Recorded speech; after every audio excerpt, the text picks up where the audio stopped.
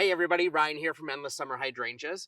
Now, if you're here, you're probably pulling your hair out a little bit about why your hydrangeas aren't blooming. And I know, we hate it too, but we are here to help you. We've got the top 5 culprits and what you can do to get your blooms popping.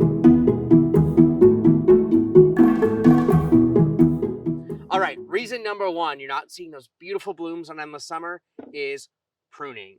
Now, we're going to make it easy for you. You can put the shears down because you really don't have to do much. In fact, you really shouldn't do a big prune ever.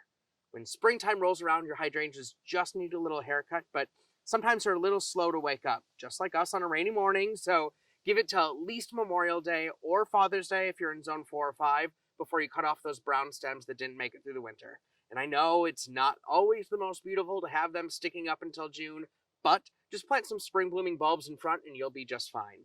Now, once you do hit that pruning time, just cut back to the green and remove anything that didn't survive the winter, and that's it.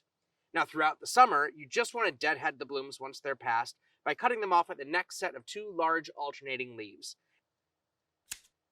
And now the biggie. In the fall, don't prune. Now see, the early flower buds for next season are actually formed this fall. So if you cut it back like you maybe would with an Annabelle, you're actually cutting off the blooms for next year, and that would be a bummer. All right, reason number 2 is that you're not using fertilizer, or you're fertilizing too much, or maybe you're using the wrong fertilizer.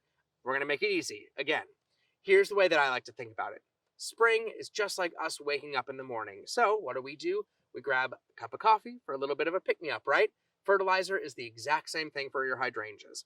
So as you start to see that green leafy growth starting to emerge from the base or along the stems, give your hydrangea that bloom boosting kick of energy just to get things going. Then once the party's really getting going in your garden in about July, you need to give it that extra boost of energy. So for us, just like an energy drink, the hydrangea just needs a little bit of fertilizer to get that rebloom going in high gear. So in terms of fertilizer and what you want to pick up at your local garden center, pick a slow-release granular fertilizer that's high in phosphate.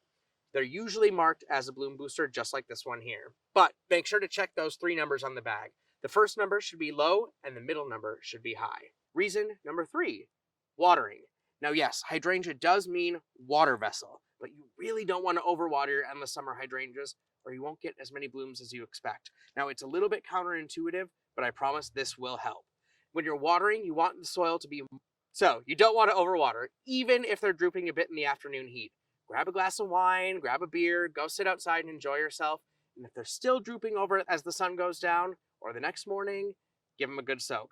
Other than that, you can leave them alone. Reason number 4, sun exposure. You really don't want to let your plants fry or go without sun at all. So find a spot where you can give your plants that solar love that they deserve. For hydrangeas, you want morning sun with dappled afternoon shade.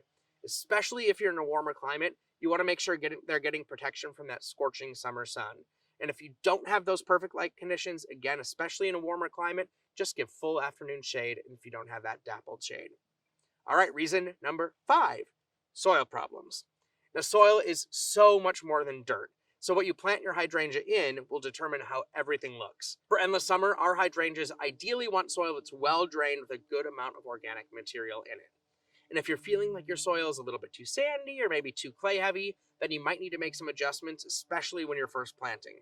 Now, for more information on that, check out the link in the description below for another super fun video talking all about soil. Now, hopefully that helps you get your blooms booming. But if you're still having trouble, be sure to check out endlesssummerblooms.com for more helpful tips.